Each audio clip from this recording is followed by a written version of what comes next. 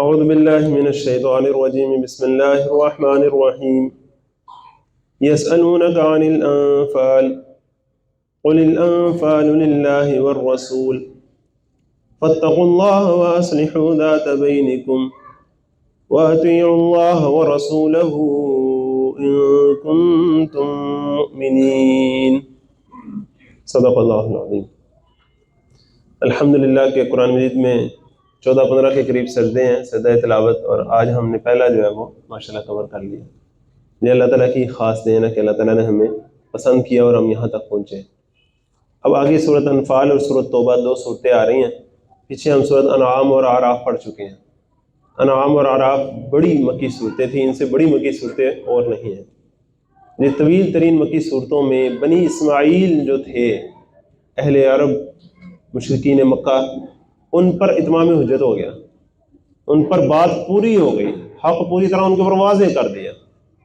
یہ سورۃ انعام اور اعراف کی شکل میں تذکیر بھی لا الہ بھی ہو گئی، ایک اسٹرانگ ڈیبیٹ بھی ہو گئی، ان کے سارے عقائد اور ان کی ساری بدعات کی حقیقت بھی ان کے سامنے رکھ دی، اور جو مکی تعلیمات تھیں اخلاقی ان کا ایک خلاصہ بھی ان کے سامنے آ گیا۔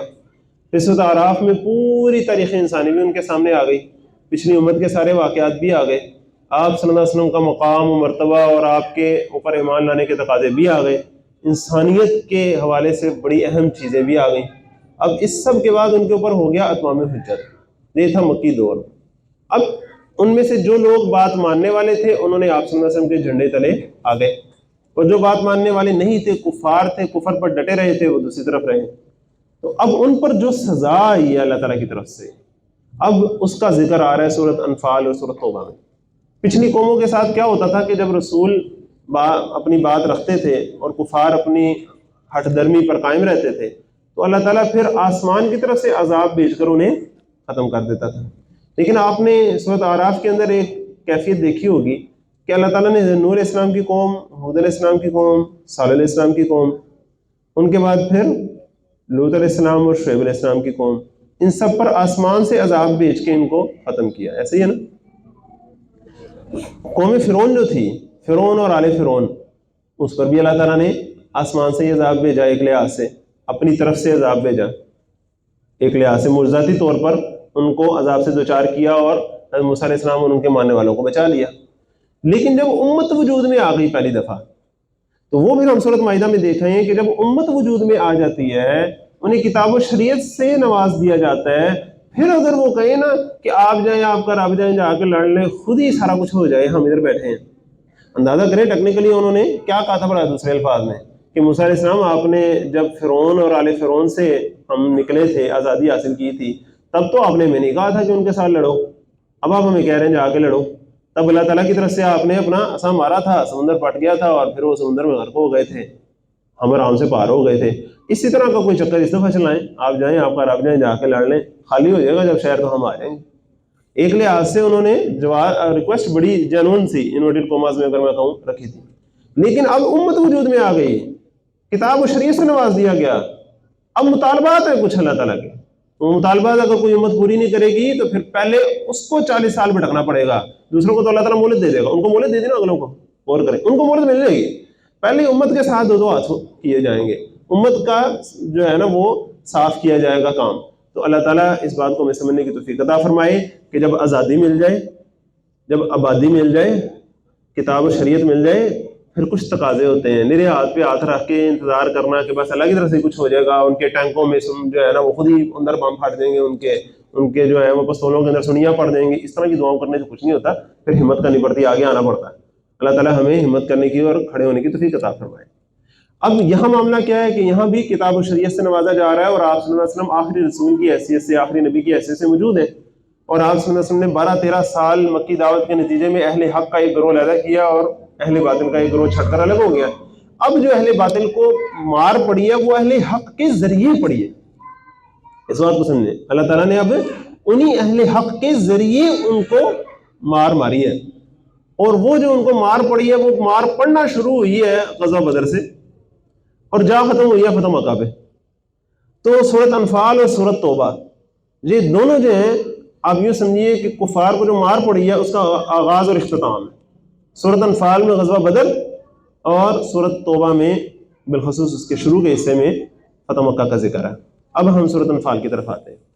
آپ سب کو پتہ ہے کہ مکی جو سیرت ہے اس کا خلاصہ میں آپ کے سامنے پیش کر چکا ہوں کہ پہلے 3 سال انفرادی دعوت کے بعد، اگلے 3 سال دعوت کی تحریک چلانے کے بعد، اور اگلے 3 سال قید کی صحبتیں برداشت کرنے کے باوجود دعوت و تبلیغ کرنے کے بعد جو 10واں سال آیا وہ تھا عام الحزن، اسپیشل سال، جس میں آپ صلی اللہ علیہ وسلم کی جو شہریت تھی، جو قرشی شہریت تھی مکے میں رہنے کے لیے، وہ ختم ہو گئی، جس کی وجہ سے آپ نے پھر طائف کا سفر کیا۔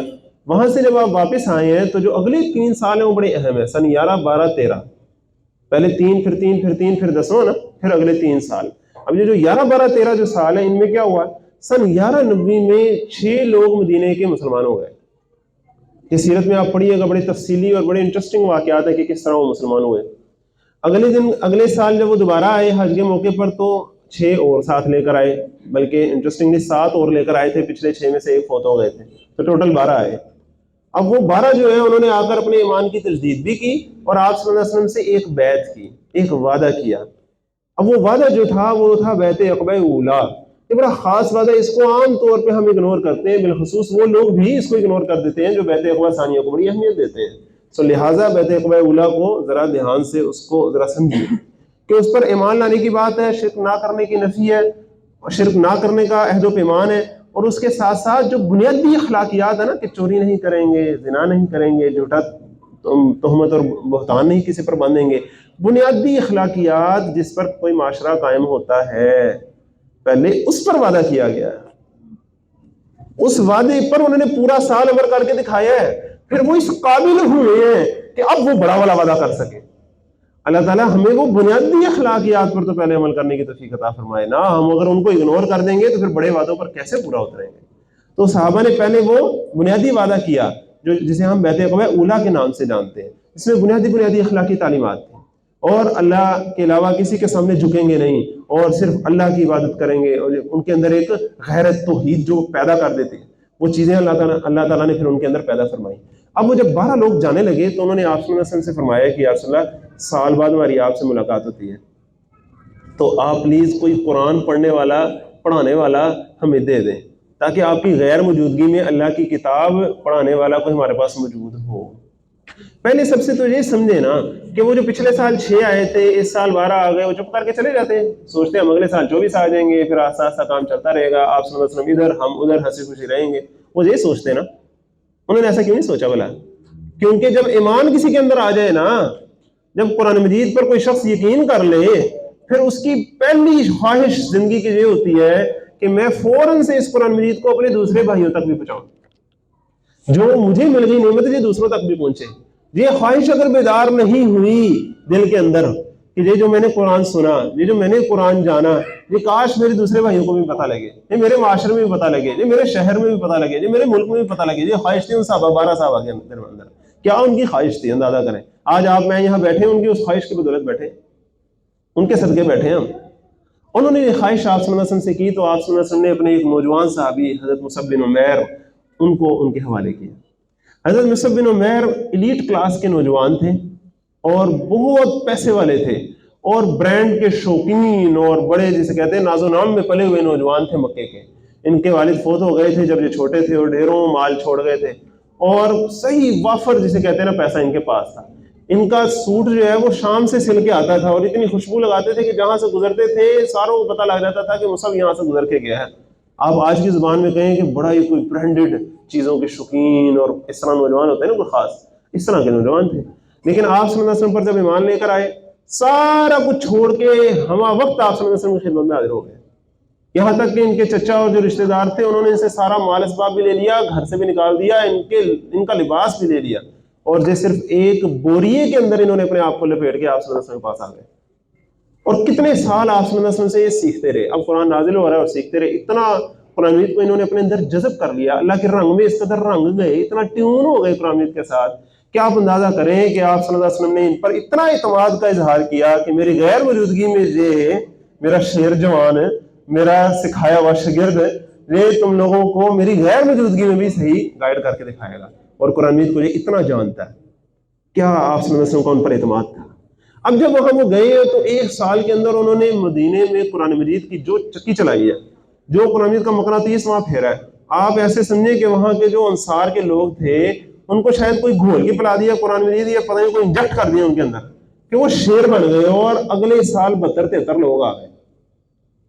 دوسری بات، 72-73 صرف افراد نہیں تھے، یہ اپنے اپنے کانسٹیٹوئنسیز کے، آپ یوں سمجھیے آج کے زمانے کے الیکٹیبلز اور ایم این ایز لیول کے جو لوگ ہوتے ہیں نا، اس لیول کے لوگ تھے یہ صرف کوئی اکیلے کے فرد نہیں تھے، یہ اپنی اپنی قوم، اپنے اپنے خاندانوں کے نمایاں افراد تھے۔ اور یہ جو 72-73 افراد اگلے سال آئے تھے سن 13 نبوی میں آپ صلی اللہ علیہ وسلم کے پاس، ان کے پیچھے پورے ان کے علاقے میں اسلام کی برکت پھیل چکی ہوئی تھی، اسلام کی دعوت پھیل چکی ہوئی تھی۔ اور حضرت مصعب جو ہے وہ بیچ بیچ میں 1-2 دفعہ آپ صلی اللہ علیہ وسلم کے پاس چکر بھی لگا چکے تھے، اور خط و کتابت کے ذریعے کچھ مسائل پوچھتے بھی رہے اور کچھ خبریں دیتے بھی رہے تھے، اور جو نئے احکامات آ رہے تھے ان پر عمل کرتے اور کرواتے بھی رہے تھے، پورا کمیونیکیشن بھی قائم تھا۔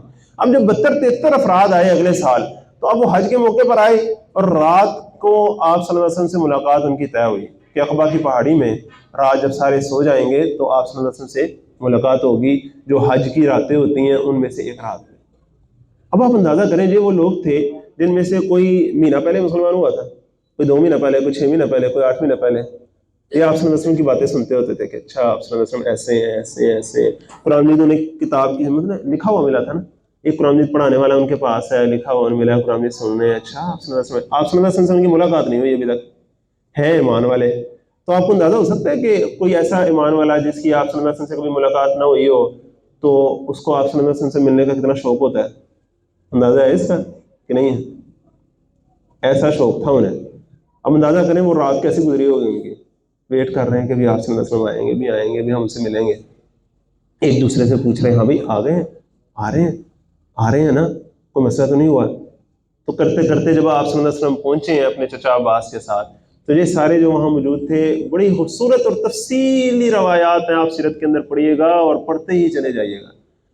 لیکن آپ صلی اللہ علیہ وسلم جب ان کے پاس آئے اور آپ صلی اللہ علیہ وسلم نے ان کے سامنے دعوت پیش کی، تو انہوں نے آپ صلی اللہ علیہ وسلم سے کہا کہ یا رسول اللہ ہم آپ کو یہاں اکیلا نہیں چھوڑ سکتے۔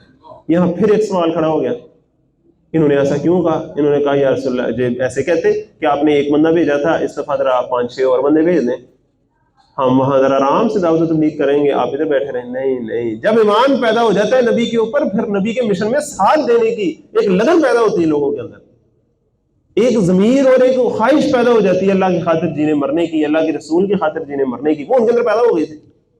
اب انہوں نے کہا یا رسول اللہ ہم آپ کو یہاں اکیلا نہیں چھوڑ سکتے، ہم آپ کو ساتھ لے کر جائیں گے، اللہ تعالیٰ نے آپ پر دین اتارا ہے، آپ پر کتاب و شریعت اتاری ہے، وہ اس قابل ہے کہ اس پر عمل کیا جائے، اس کے مطابق معاشرے کو قائم کر کے دکھایا جائے۔ ایسے نہیں ہے کہ اب مکے میں آپ کی تعلیمات کا مذاق اڑایا جاتا رہے، آپ کی کوئی بات مانے نہ اور ہم آپ کو یہاں چھوڑے رہیں اور اپنے بیوی بچوں میں ہم آرام سے بیٹھے رہیں، ایسا نہیں ہوگا، ہم آپ کو ساتھ لے کے جائیں گے۔ جب انہوں نے اصرار کیا تو آپ صلی اللہ علیہ وسلم نے ان سے معاہدہ کیا کہ چلو معاہدہ کرو کہ کن شرائط پر تم مجھے لے کر جاتے ہو۔ جب معاہدے کی دفعات طے ہو گئیں، اور وہ دفعات کیا تھیں، وہ الفاظ کیا تھے، میں ابھی وہ آپ کے سامنے رکھتا ہوں، لیکن وہ جب دفعات طے ہو گئیں، ابھی بات طے ہو کر فائنل فارم میں آنے لگی، تو عرب کا ایک رواج تھا اور ایک سٹائل تھا کہ جب بھی کوئی سودا ہو رہا ہے، بات ہو رہی ہے، تو شرائط جب طے ہو رہی ہیں تو فائنل ہو جاتا نا سودا، تو ہاتھ میں ہاتھ دے کے سلام جس طرح بندہ کرتا نا، تو ڈن کرتے تھے، اب ڈن ہو گیا، ٹھیک ہے اب پیچھے نہیں ہو سکتا ہو گیا ہم میں سے۔ تو ابھی وہ ہاتھ میں ہاتھ دے کے ڈن کرنے لگے تھے، جیسے آج کی زبان میں ہم کہتے ہیں کہ بیعت کرنے لگے تھے۔ ابھی وہ بیعت کرنے لگے تھے کہ ان میں سے ایک نوجوان صحابی تھے حضرت اسعد کہتے ہیں سب سے زیادہ سعادت مند کو، اور واقعی سب سے زیادہ سعادت مند، سب سے کم عمر تھے، لیکن حضرت مصعب بن عمیر کو پورا سال لے کے دعوت و تبلیغ کے لیے گشت کروانے والے جو صحابی تھے، یہ کھڑے ہو گئے اور ان سب لوگوں کو مخاطب کر کے انہوں نے کہا تھے، سب سے چھوٹے سب کو مخاطب کر کے کہا لوگوں دھیان کرو کس بات پر معاہدہ کرنے لگے ہو۔ یہ معاہدہ کرنے کے بعد لوگ تم پر چڑھ دوڑیں گے، تمہارے مردوں کو قتل کر دیا جائے گا، تمہارے بیوی بچوں کو خطرے سے دوچار ہونا پڑے گا، تمہارے مالوں کا صفایا ہو جائے گا، تو دھیان کرو کیا کرنے لگے ہو۔ اگر تم نے بعد میں افسوس کرنا ہے، پچھتانا ہے اور آپ صلی اللہ علیہ وسلم کا ساتھ چھوڑنا ہے تو آج ہی چھوڑ دو، ابھی چلے جاؤ یہاں سے واپس، ابھی کوئی زبردستی نہیں ہے، آپ صلی اللہ علیہ وسلم نے تمہیں زبردستی نہیں کہا کہ میرے ساتھ دو، تم خود اپنے والنٹری لیے آئے ہو۔ لیکن سب جو ہے اتنا بےتاب تھے کہ کہا سچ پیچھے ہو جاؤ، ہم یہاں واپس جانے کے لیے نہیں آئے، ہم یہاں فائنل فیصلہ کر کے آئے۔ پھر کوئی کھڑے ہوئے، پھر آپ صلی اللہ علیہ وسلم کے چچا عباس بھی کھڑے ہوئے، مختلف لوگوں نے کھڑے ہو کر ان کو یاد دہانی کرائی، لیکن انہوں نے کہا نہیں اب ہم یہاں سے مڑنے نہیں لگے، اب ہم آپ صلی اللہ علیہ وسلم معاہدہ کر کے جائیں گے۔ پھر انہوں نے آپ صلی اللہ علیہ وسلم کے ہاتھ میں ہاتھ دے کر، سب سے پہلے ہاتھ بھی حضرت اسد نے دیا، اور ہاتھ دے کر معاہدہ کیا کہ بایعنا علی السمع والطاعۃ فی العسر والیسر والمنشط والمکرہ وعلی اثرۃ علینا وعلی الا ننازع الامر اهله وعلی ان نقول بالحق اینما كنا لا نخاف فی اللہ لومۃ لائم۔ ہم نے بیعت کی آپ صلی اللہ علیہ وسلم کے ساتھ، اس بات پر معاہدہ کر لیا، خرید و فروخت کا معاہدہ کر لیا کہ ہم آپ کا ہر حکم سنیں گے اور مانیں گے، we will listen and we will obey۔ ہم کوئی چون چڑا نہیں کریں گے، کوئی ریزننگ، کوئی لاجک اس میں نہیں جائیں گے، بس آپ کو حکم سنیں گے اور مانیں گے، بس 2 2 4 کی طرح آگے، چاہے مشکل ہو، چاہے آسانی ہو، چاہے موڈ ہو، چاہے موڈ نہ ہو، چاہے آپ کسی کو ہم پر ترجیح دے دیں، ہم یہ نہیں کہیں گے کہ ہم آپ کے پرانے ساتھی تھے، ہم نے زیادہ قربانیاں کی ہیں، ہمارے اندر صلاحیت زیادہ ہے، اس کو آپ نے کیسے کر دیا، نہیں۔ اور حق بات جہاں کہیں ہوں گے ہم رکھیں گے، وَعَلَىٰ أَلَّا نُنَازِعَ الْأَمْرَ أَهْلَهُ، اور جن کو آپ فیصلے کا اختیار دیں گے، ہم پر امیر مقرر کر دیں گے، ہم ان سے بھی جھگڑیں گے نہیں، آپ کے قائم کیے ہوئے امراء کی بھی اطاعت کریں گے۔ اور آخر میں فرمایا کہ جہاں کہیں ہوں گے حق بات ضرور کہیں گے۔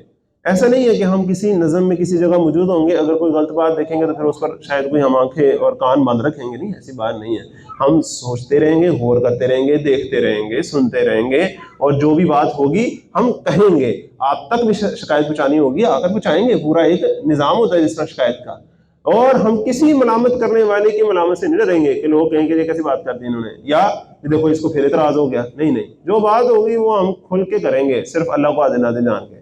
جب یہ ساری بڑی بیعت انہوں نے آپ صلی اللہ علیہ وسلم کے ہاتھ میں کی، بڑی سخت بیعت، یہ ایک لحاظ سے فوجی بیعت تھی، فوجی ڈسپلن تھا، یہ اوتھ لیا جا رہا تھا، جس طرح فوجی کمانڈر کا اوتھ لیا جاتا ہے کہ فوجی جو کمانڈر ہوتا ہے وہ جو حکم دے گا اس کا ماننا ہوتا ہے۔ تو یہ جو بیعت تھی یہ بڑی ضروری تھی آگے آنے والے مراحل کے لیے۔ کیوں؟ آگے ایک ریاست کا قیام بھی ہونا ہے کل کو، اور بالخصوص اب حق و باطل کا مارکا قریب آ گیا، اب ٹکراؤ قریب ہے حق و باطل کا۔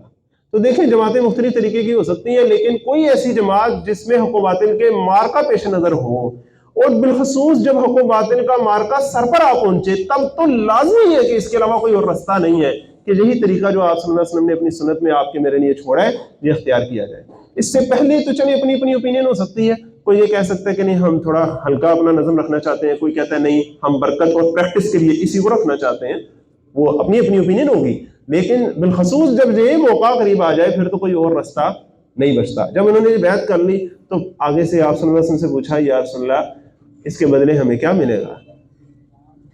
آپ صلی اللہ علیہ وسلم عام طور پر مکے میں کیا کہا کرتے تھے؟ لا الہ الا اللہ تو کہو تو کیا ہوگا؟ عرب کے بادشاہ بن جاؤ گے، عرب وہ جو عجم ہے وہ تمہیں جزیہ ادا کیا کریں گے، ایسا ہے نا، ایران فتح ہوگا، روم فتح ہوگا۔ آپ صلی اللہ علیہ وسلم نے انہیں ایسا کوئی وعدہ نہیں دیا، ایک بات کہی تمہارے لیے جنت ہے، دیٹس اٹ، اور کوئی نہیں ہے۔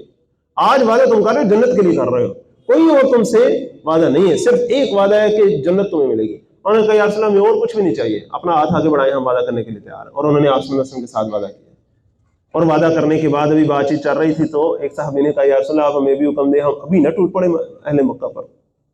ایسا ٹوٹ پڑنے کا ایک جذبہ ہے، لیکن آپ صلی اللہ علیہ وسلم نے فرمایا نہیں نہیں ابھی نہیں، ابھی حوصلہ، ابھی نہ اللہ تعالیٰ نے ہمیں حکم دیا ہے نہ موقع آیا۔ اور اب انہوں نے جب گئے اور ہجرت کے لیے باہیں کھول دی، اپنے دروازے کھول دیے، تو پھر آپ صلی اللہ علیہ وسلم نے سارے صحابہ کو حکم دیا کہ آپ ہجرت کریں۔ اب سارے صحابہ ہجرت کر رہے ہیں، اور پھر جب آپ صلی اللہ علیہ وسلم نے بھی ہجرت کی، اور ہجرت کے بعد مسلمانوں نے جو کام کیے اور کفار نے جو کام کیے وہ میں نے آپ کے سامنے رکھے تھے نا۔ مسلمانوں نے کیا کیا کام کیے؟ نمبر 1 مسجد نبوی قائم کی، نمبر 2 مسلمانوں کو آپس میں بھائی بھائی بنا دیا، نمبر 3 یہودیوں کے ساتھ ایک معاہدہ کر لیا، اور نمبر 4 بازار قائم کیا مدینے کے ساتھ ہی، مسجد نبوی کے بالکل ساتھ ہی بازار قائم کیا، جس سے معاشی استحکام کی کیفیت پیدا ہوئی۔ اور پھر نمبر 5 یہ کہ ارد گرد جو قبائل تھے ان کے طرف بھی دوستی کا ہاتھ بڑھایا اور اپنا زون آف انفلوئنس بڑھانا شروع کر دیا۔ دوسری طرف جو کفار تھے ان کے بلنڈر عام طور پہ ہم اگنور کر دیتے ہیں، ہمیں اگنور نہیں کرنے چاہیے۔ اس صورت میں آپ دیکھیں گے سورۃ انفال میں کفار کے جو بلنڈر تھے ان کو کس طرح نمایاں کیا جائے گا سورۃ انفال میں بار بار۔ تو ان کے جو بلنڈر تھے وہ کیا تھے؟ نمبر 1 یہ کہ مسلمانوں کو ہجرت میں مجبور کیا، یہ تھوڑا ان کا ظلم تھا، کیوں انہوں نے ہجرت میں مجبور کیا؟ کیوں آپ صلی اللہ علیہ وسلم جاتے ہوئے بیت اللہ کو دیکھ کے کہہ رہے ہیں کہ میں تمہیں چھوڑنا نہیں چاہتا لیکن تیرے رہنے والے ظلم کرتے ہیں؟ کیوں؟ آخر مسلمانوں نے کیا کہا تھا کسی کو؟ اپنے عقیدے کے مطابق زندگی تو گزار رہے تھے، زبان ہی سے تو دعوت دے رہے تھے نا، تو نظریے کا مقابلہ نظریے سے ہونا چاہیے تھا، نیریٹو کا مقابلہ نیریٹو سے ہونا چاہیے تھا، بیانیے کا مقابلہ بیانیہ سے ہونا چاہیے تھا۔ کیوں ظلم و ستم ان پر کیا جا رہا تھا؟ کیوں مجبور کیا جا رہا تھا انہیں؟ پہلا ظلم تو ان کا یہ تھا۔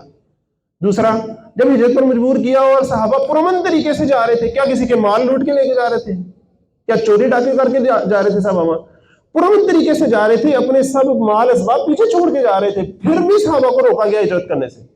کیوں؟ ان کا بنیادی حق تھا کہ وہ اپنی آزاد مرضی سے جہاں چاہیں جائیں آباد ہو, وہ تو کسی کو کچھ نہیں کہہ رہے تھے, لیکن ہجرت سے روکا گیا, صحابہ کو قید کیا گیا. آپ صلی اللہ علیہ وسلم کی ایک بیٹی اسی اثنا میں شہید بھی ہوئی. یہ سب کچھ ہوا, یہ سب ظلم ہوا ان کی طرف سے. آپ صلی اللہ علیہ وسلم کے قتل کی قرارداد پیش کی انہوں نے اپنے پارلیمنٹ میں, حملہ آور ہو گئے اپنے تئیں تو قتل کرنے کے در پہ ہو ہی گئے, وہ اللہ نے بچایا جیسا بچایا. اب دو یہ ان کے بڑے جرم تھے جو ہجرت سے متعلق تھے. تیسرا کام انہوں نے کیا کیا, صحابہ جو پیچھے مال اسباب چھوڑ کر گئے تھے سارا انہوں نے ضبط کر لی. چوتھا کام کیا کیا کہ ان پر مسجد حرام میں داخلے پر پابندی لگا دی کہ آج کے بعد تم مسجد حرام میں نہیں آ سکتے. ابھی کیوں نہیں آ سکتے؟ پورے اہل عرب کو اجازت ہے کہ اپنے اپنے بت آ کے پوجیں. تو اگر کوئی بتوں کا نہیں پوجنا چاہتا, ایک اللہ ان دیکھے خدا کو پوجنا چاہتا ہے, تو اسے منع کرتے ہو. کیوں منع کرتے ہو؟ کیا کہا انہوں نے تمہیں؟ 13 سال تو انہوں نے ظلم برداشت کیے تمہارے, تم نے کیوں ان کے پر پابندی لگائی ہے؟ آپ آج کی زبان میں سمجھیے, عرب کے ہر شہری کا آئینی حق تھا کہ وہ مکہ آئے, یہ وہاں کا آئینی حق تھا. ان کو آئینی حق سے محروم کیا گیا. ذرا آج کی زبان میں آپ کو بات سمجھ آئے گی کہ اس کا مطلب کیا ہوتا ہے, کتنا بڑا انہوں نے جواز کھو دیا اہل مکہ نے جب انہوں نے حرکت کی. یہی وجہ ہے کہ سورۃ بقرہ سورۃ انفال بھری پڑی ہے اس چیز سے, لیصدوا عن سبیل اللہ, لیصدوا عن سبیل اللہ, کہ انہوں نے اللہ کے راستے سے روکا, اللہ کی مسجد سے روکا, مسجد حرام سے روکا. یہ ان کا بہت بڑا جرم تھا. اور آخری پانچویں بات کیا تھی کہ انہوں نے ایک دھمکی آمیز خط لکھا, اور خط بھی لکھا عبداللہ بن ابی کو. دوسرے الفاظ میں اس بندے کو لکھا جو پہلے بادشاہ بننے لگا تھا, اس کا تاج پوشی ہونے کی تیاری ہو گئی تھی, تاج تیار ہو گیا تھا, اسے خط لکھ کے یہ ثابت کیا جا رہا ہے کہ ہماری نظر میں تو اصل میں تم بڑے ہو, یہ پتہ نہیں کیوں بڑے بن گئے ہیں آگے. تو تم جو ہو نا انسانوں کو مدینے سے نکال باہر کرو, نہیں تو ہم پھر ایسی فوج لے کر آئیں گے کہ تمہارے مردوں کو قتل کر دیں گے, تمہاری عورتوں کی بے حرمتی کریں گے, یہ کریں گے وہ کریں گے. غیر صفاتی زبان اس کے اندر استعمال کی. یہ سب کچھ سیرت کے اندر ہوا. کتاب کو ہی اٹھائیے, اس کے اندر دیکھیے, اس کو یاد کیجیے, اس کو فنگر پرنٹس پر سمجھیے, آج کے دور کے ساتھ اسے ریلیٹ کیجیے, تاکہ پتہ چلے کہ آج بھی جب حق کی دعوت اٹھے گی, تحریک چلے گی, تو کیا کیا مسائل پیش آئیں گے اور اس سے کیسے کیسے نبرد آزما ہونا ہوگا. اب جب یہ سب کچھ انہوں نے کیا تو عبداللہ بن ابی اپنے کچھ لوگوں کے ساتھ اکٹھا ہو گیا کہ آپ صلی اللہ علیہ وسلم اور صحابہ کو آپ مدینہ بدر کرنے کی تیاری کریں. آپ صلی اللہ علیہ وسلم کو خبر پہنچ گئی. آپ صلی اللہ علیہ وسلم اپنے ساتھیوں کے ساتھ چلے گئے عبداللہ بن ابی کے سامنے, اور جا کر کہا کہ دیکھو دشمن کا خط تمہیں زیادہ ہی بھاری پڑا ہے اور تم اپنے لوگوں کو قتل کرنے کے لیے تیار ہو گئے ہو. دیکھو میرے ساتھ جو ساتھی کھڑے ہیں تمہارے ہی بھائی ہیں, تمہارے ہی رشتے دار ہیں, اور یہ میرا ساتھ نہیں چھوڑیں گے. اور اگر تمہیں لگتا ہے کہ تم آپس میں لڑ کے ہم پر قابو پا لو گے, تو میں ایک بات تمہیں بتا دوں, دشمن تمہارا اتنا نقصان نہیں کر سکے گا جتنا تم خود اپنا نقصان کر بیٹھو گے. اپنوں کے ساتھ لڑائی کرو گے تو ہوش کے ناخن لو, کیا کر رہے ہو. ہم نے یہودیوں کے ساتھ معاہدہ کر لیا, معاشی طور پہ ہم استحکام پکڑ رہے ہیں, ہم مدینے میں امن و امان عدل و انصاف کے ساتھ کھڑے ہونا چاہ رہے ہیں, ہمارا ساتھ دو تاکہ ہم دشمنوں کا مقابلہ کر سکیں. اب عبداللہ بن ابی نے کیا ماننا تھا, اس کے ساتھ والے جو لوگ تھے وہ ادھر ادھر ہو گئے, تو مجبوراً اس کو بھی ادھر ادھر ہونا پڑا. اب آپ صلی اللہ علیہ وسلم کے پاس دو رستے تھے. ایک تھے کہ آپ آرام سے بیٹھے رہتے اور دشمن کو موقع دیتے کہ وہ آتا, مدینے کا جب گھیراؤ کر لیتا, جب سر پہ آ پڑتی تو تب دیکھتے. ایسا نہیں ہوتا, سر پر آ پڑتی ہے کسی قوم کی تو وہ قوم پھر خود ہی دیکھ لیتی ہے. لیڈر کا تو یہ کام ہوتا ہے کہ وہ پیش بندی کرے, پہلے سے روک لگائے تاکہ اگلے کی ضرورت نہ ہو آنے کی. یہی بات ہوئی کہ اللہ تعالیٰ نے بھی آپ صلی اللہ علیہ وسلم کو اجازت دے دی کہ اذین للذین یقاتلون بانہم ظلموا. اب اجازت دے دی گئی ہے ان لوگوں کو بھی لڑنے کی جن پر ظلم کیا گیا ہے, جن مجبور کیا گیا ہے, اس حد تک لے آیا گیا ہے. اب ہم نے ان کے ہاتھ کھول دیے. اب وہ اینٹ کا جواب پتھر سے دیں گے, لیکن ابھی حکم نہیں ہوا تھا. ابھی کیا تھی؟ اجازت تھی. اجازت اور حکم میں فرق ہوتا نا. اب اس اجازت کو مد نظر رکھتے ہوئے آپ صلی اللہ علیہ وسلم نے فوجی مہمات بھیجنا شروع کر دی. اب ذرا آپ اندازہ کریں, سن 1 ہجری ربیع الاول میں ہجرت ہوتی ہے, ایسے ہی 6 ماہ کے اندر آپ صلی اللہ علیہ وسلم نے یہ سارے کام کیے, خط آ گیا, سب کچھ ہو گیا, سارا کچھ 6 مہینے کے اندر ہو گیا. اب آ گیا رمضان, ربیع الاول سے رمضان پہ جائیں 6 مہینے ہو جاتے ہیں. سن 1 ہجری رمضان سے لے کے سن 2 ہجری رمضان تک ایک سال میں کتنے مہینے ہوتے ہیں؟ 12 مہینے. 12 مہینے میں سے حرام مہینے کتنے ہوتے ہیں؟ 4. پیچھے کتنے بچے؟ 8. 8 مہمات آپ صلی اللہ علیہ وسلم نے بھیجی. یاد کیجئے اس کو انگلیوں پر کر کے. 8 مہمات بھیجی, 4 میں خود گئے, 4 میں صرف صحابہ کو بھیجا. جس میں صرف صحابہ کو بھیجے اسے سرایا کہتے ہیں, سریہ کی جمع سرایا ہوتی ہے. اور جن میں آپ صلی اللہ علیہ وسلم خود گئے انہیں غزوات کہتے ہیں, غزوے کی جمع غزوات ہوتی ہیں. اب یہ جو 8 مہمات تھیں ان کے ملٹی ڈائمینشنل پرپس تھے, ان کے بہت سے پرپس تھے. مثلا ایک تو یہ تھا کہ ارد گرد جو بھی قبائل ہیں ان کی طرف دوستی کا ہاتھ بڑھاؤ اور اپنی سیاسی اثر و رسوخ بڑھاؤ، اپنا کیمپ بڑھاؤ، اپنے آپ کو مضبوط کرو۔ اور دوسرا کیا تھا کہ جو کفار ہیں ان کے جو قافلے جا رہے ہیں ان پر نظر رکھو ذرا۔ ابھی یہ حکم نہیں ہوا تھا کہ فٹافٹ پکڑ لو انہیں، ابھی یہ حکم تھا کہ نظر رکھو ذرا، انہیں پتا چلے کہ ہم دیکھ رہے ہیں، تمہاری نگاہوں میں ہو، تم نے ہمیں اللہ کے گھر میں آنے سے روک دیا ہے، ہم بھی تمہیں روک سکتے ہیں یہاں سے گزرنے سے، سو بی کیئرفل، دھیان کرو ذرا۔ ان کو ذرا ایک وارننگ تھی۔ دوسرا کیا تھا، صحابہ کی ٹریننگ بھی ہو رہی تھی، ان کا ذرا چاکا کھول رہا تھا، پنجابی میں کہتے ہیں نا، ذرا باہر جا رہے ہیں پھر آ رہے ہیں واپس، پھر جا رہے ہیں پھر آ رہے ہیں، پھر کسی اور صحابی کی سرگردگی میں اس کو لیڈر بنا کے بھیج رہے ہیں، پھر اگلی دفعہ اس کو لیڈر بنا کے بھیج رہے ہیں، پوری طرح ان کو بھی ذرا حوصلہ ہو رہا ہے آہستہ آہستہ کہ اچھا ایسے جاتے ہیں ایسے آتے ہیں۔ اب جب معاملہ آگے بڑھتا رہا تو اگلے سال سن 2 ہجری رمضان میں 2 واقعات ہوئے۔ اینول ان کا قافلہ جا رہا تھا مکے والوں کا شام کی طرف۔ آپ کو یاد ہے میں نے آپ کو ایک نقشہ یاد کروایا تھا، یمن، مکہ، مدینہ، شام، تو یمن سے لے کے تجارت ان کی شام تک جاتی تھی۔ تو اب اس موسم میں انہوں نے جانا تھا شام کو تجارت کرنے، اور شام کے راستے میں کیا پڑتا تھا، مدینہ۔ تو اینول قافلہ تھا ان کا، سب سے بڑا قافلہ تھا، 1000 اونٹ تھے، 50,000 دینار پر مشتمل سامان تھا اس کے اوپر، اور محافظ صرف 40۔ بہت ہی سنہری موقع تھا مسلمانوں کے پاس کہ ان کو پکڑ لیں، اور وہ اپنے ظلم میں تھے کہ مسلمان لوگ کیسے جرت کر سکتے ہیں کہ ہمیں پکڑ لیں، ان کی کیا جرت۔ آج تک پورے عرب میں کسی کی جرت نہیں ہوئی کہ ہمیں کچھ کہہ سکے۔ اس کی وجہ سے کیا ہے کہ ہر ایک کو پتا ہے کہ اگر ہمیں کچھ کہے گا تو اس کا بت جو ہم نے رکھا ہوا ہے اپنے بیت اللہ میں، ہم اس کا کان پکڑ کے نکال دیں گے۔ ان کو پتہ نہیں تھا مسلمانوں کا تو کوئی بت ہے ہی نہیں، ان کا تو ایسا اللہ ہے کہ للہ المشرق والمغرب، مشرق و مغرب تو اللہ کا ہے، تم ادھر پابندی لگاؤ گے تو کیا ادھر بیٹھ کے نماز پڑھ لیں گے اپنی، اور اگر حج سے منع کرتے عمرے سے منع کرتے تو آنے تو کل قبضہ تو اس پر متقین کا ہی ہونا ہے، اللہ والوں کا ہی ہونا ہے۔ اب صحابہ نے اور آپ صلی اللہ علیہ وسلم نے ان کو یہ پیغام دے دیا کہ ہم تمہیں روکیں گے، اور جب ابو سفیان اپنا قافلہ لے کے شام کی طرف نکلے تو آپ صلی اللہ علیہ وسلم نے ان کا پیچھا کیا، جب غزوہ ذی العشیرہ ہے، جب پیچھا کیا تو رستے میں ایک صاحب تھے، قبیلے کے ایک سردار تھے، انہوں نے آپ صلی اللہ علیہ وسلم کے صحابہ کی دعوت کی اور بڑی پرتکلف دعوت کی، اس میں کافی ٹائم لگ گیا تو قافلہ نکل گیا۔ یہ چھوٹی چھوٹی چیزیں آپ پڑھیں گے سیرت میں تو بڑی بڑی حکمتیں آپ کے سامنے آئیں گی۔ اب وہ قافلہ نکل گیا، اللہ کو نہیں منظور تھا کہ وہ قافلہ نکل جائے، واپسی بھی اس کے ساتھ 2 ہاتھ ہوئے جائیں۔ اب ابو سفیان جب وہاں پہنچ گیا اس کو خطرہ لگا رہا کہ لگتا ہے میرا پیچھا کرنا ہے، جب میں نے واپس آنا پھر گزر کے جانا میں نے، تو انہوں نے کیا کیا کہ وہاں بھی دھیان کرتے رہے، اور جب انہیں پکا پتہ لگ گیا کہ آپ صلی اللہ علیہ وسلم میرا ویٹ کر رہے ہیں اور ہاتھ لگا کر بیٹھے ہیں میرے لیے اور مجھ پر حملہ ہوگا، تو انہوں نے کیا کیا کہ فوراً سے مکے میں ایک خط لکھ کے بھیجا کہ میرے اوپر حملہ ہونے لگا ہے، SOS کال بھیجی کہ فوراً میری مدد کو پہنچو۔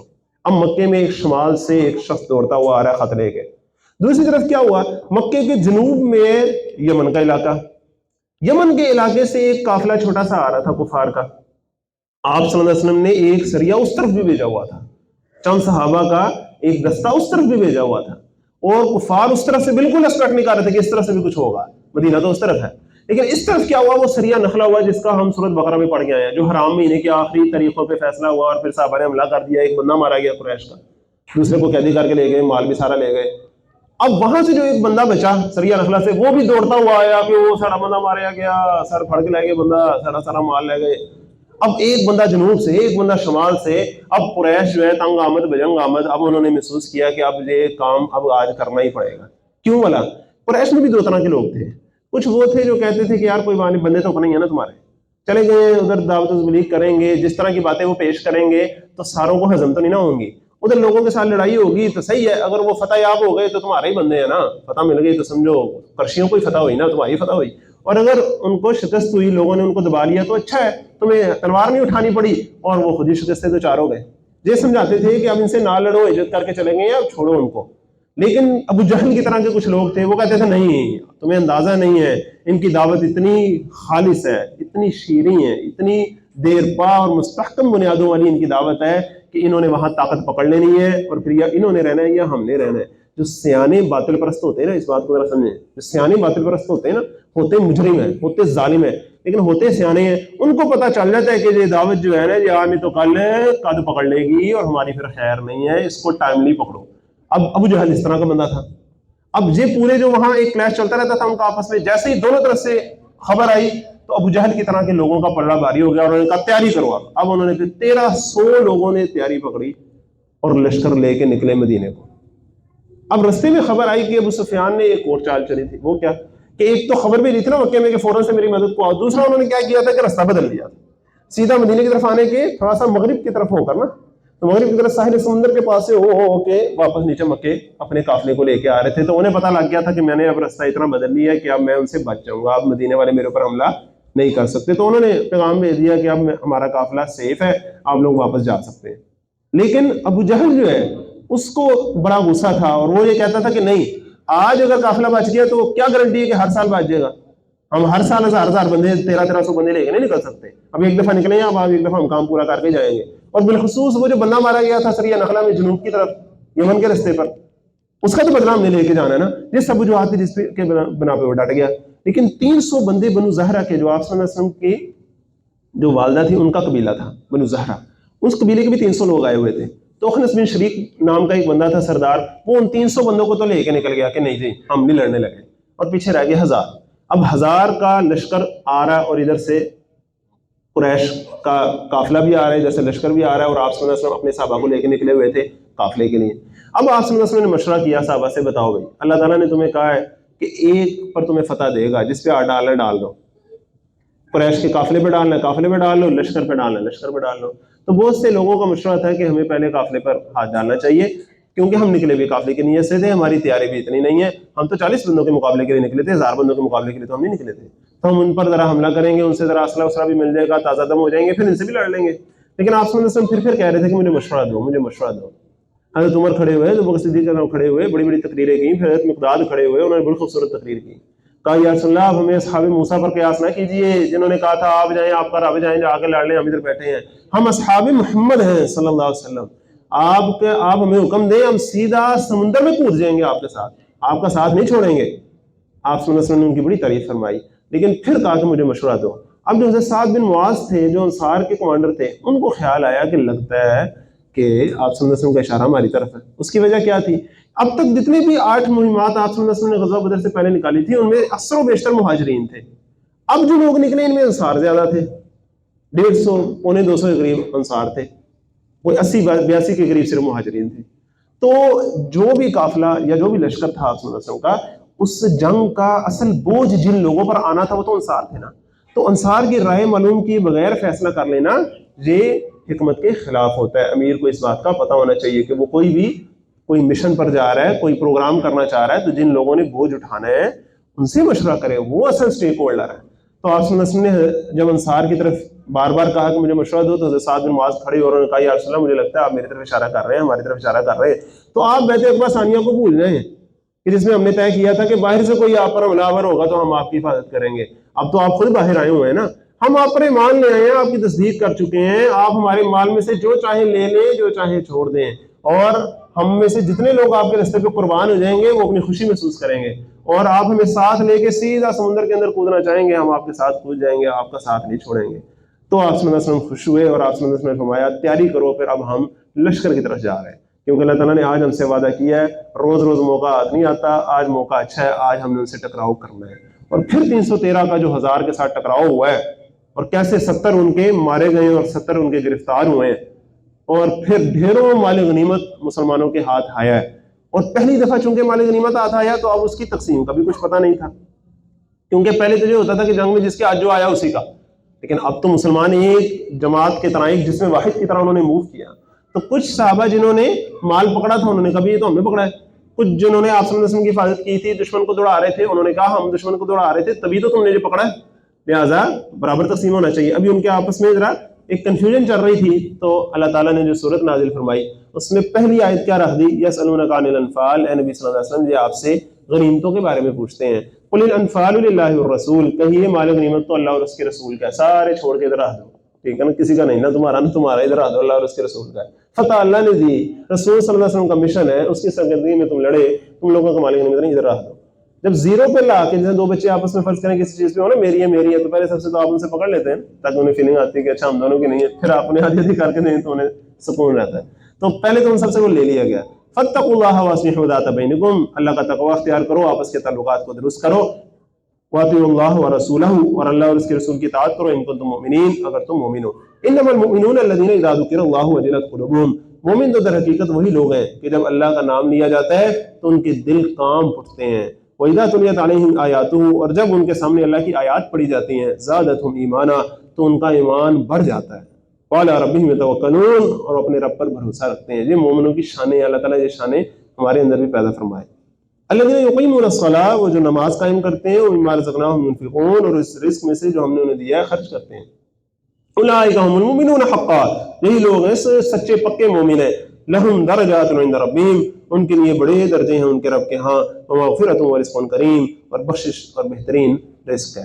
اب اگلی جو آیت ہے وہاں سے اس جنگ کا پورا جو منظر ہے، جی ابھی تک ہم نے جو باتیں کی یہ سارا پس منظر تھا، اب جو اس جنگ کا منظر ہے جو قرآن مجید کی ڈسکرپشن ہے وہ انشاءاللہ ہم اگلی آیت سے آگے پڑھیں گے انشاءاللہ، کچھ تراویح پڑھنے کے بعد۔ جزاک اللہ، صدق اللہ۔